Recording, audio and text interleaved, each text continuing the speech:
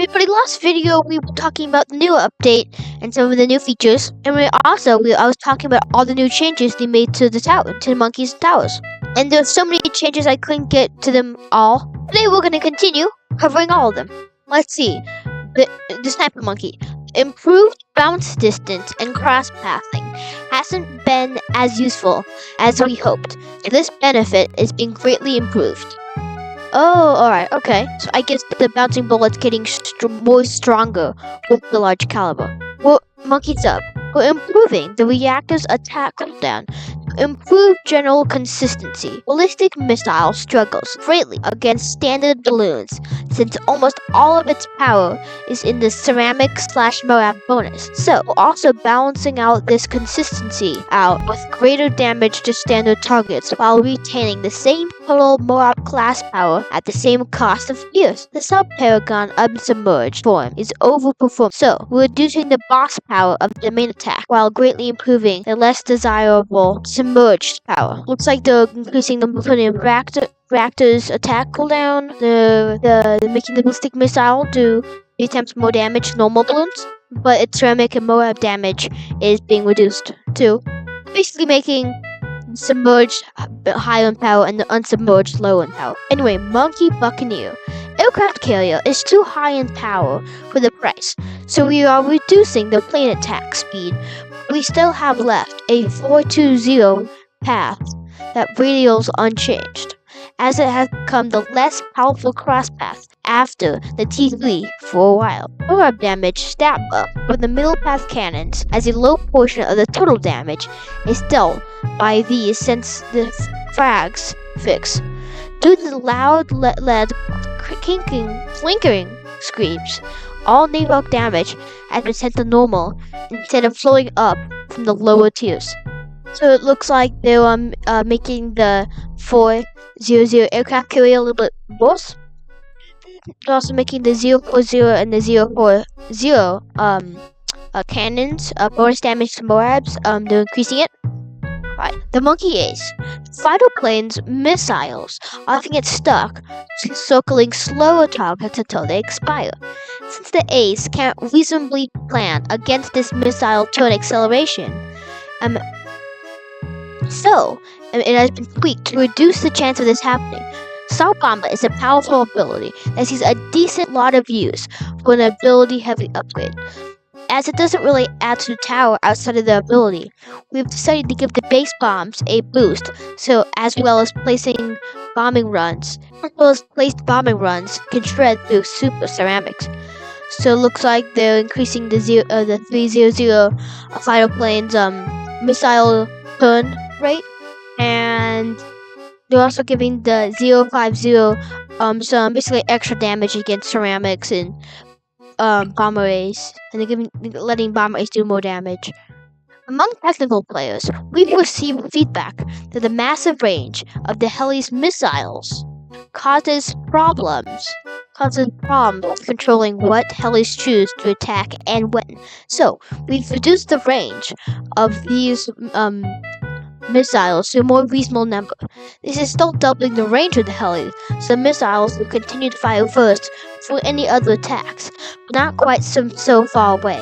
As Moab Shove introduced a supportive mechanic at a T3, but if we expanded on this again, we wanted to start playing around with this some more.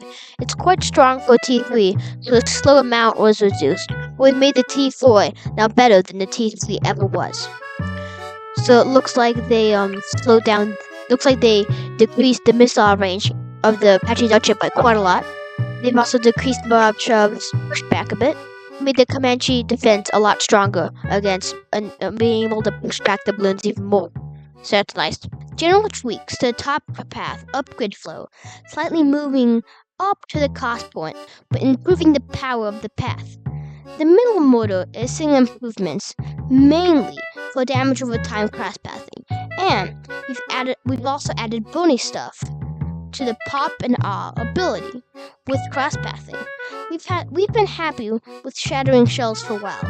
As the game has evolved, outright removing fortifications isn't as valuable anymore, so the price feels high for such a specific role compared to other supportive options. they decrease Shell Shock's price. They increase the price of the big one. The biggest one just does a lot more stun damage and more explosion damage. Shattering Shell's price has been reduced, and Papanada does more damage. Since the Thought Gunner, since the Plasma Accelerator is a heavily Moab damage focused upgrade, so wanted to introduce this niche somewhat better at the TV with a little stunning Moab damage. While only doing one change here, we already knocked off the little price from the Ray of Doom.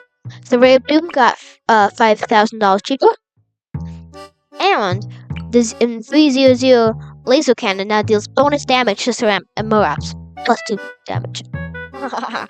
Alright, okay, that's funny. Super Monkey.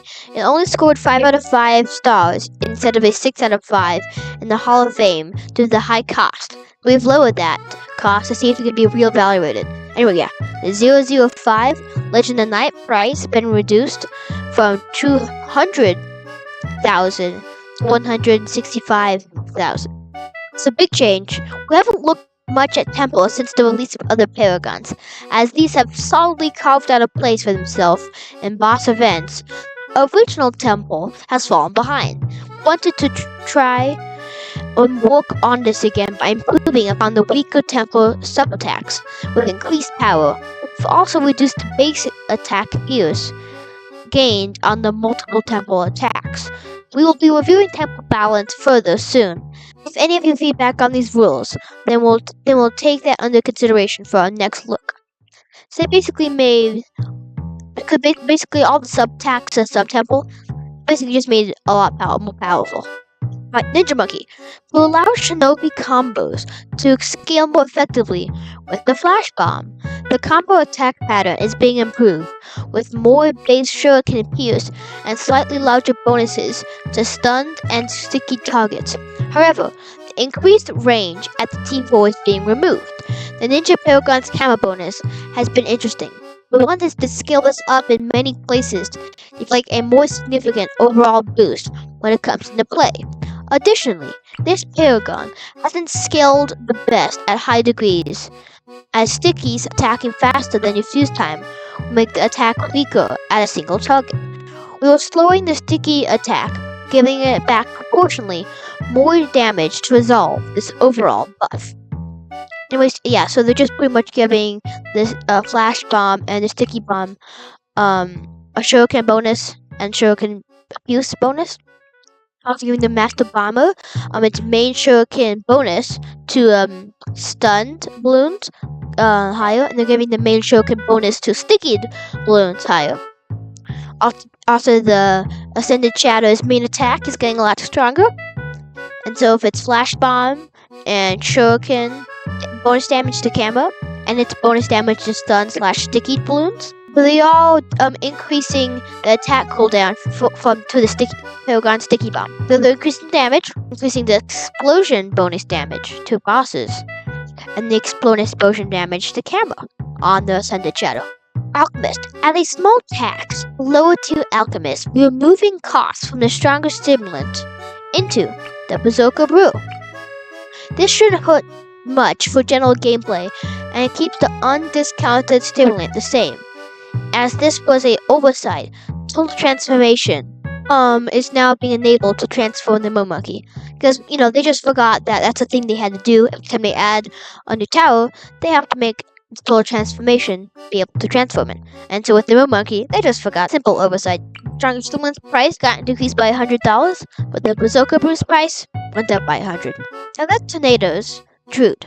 Now that the Tornadoes are one of the more popular Bloons stall choices, we've looked more into its upgrade progression. Tornado projectile speed is being reduced, as it is a benefit to the Ball of Lightning to prevent tornadoes outpacing the lightning ball so quickly, and 2, more suit it as a cold magic themed upgrade, plus differentiate it from similar supports, and the weaknesses are changing. More directly to the Ball of Lightning, we feel like it needs a considerably higher freeze duration for us to freeze the matter as it casts slowly. Our initial rework to Divine Attack version 44 has caused some issues at the T4. To get around these issues, the T4 now improves the power of Divines directly instead.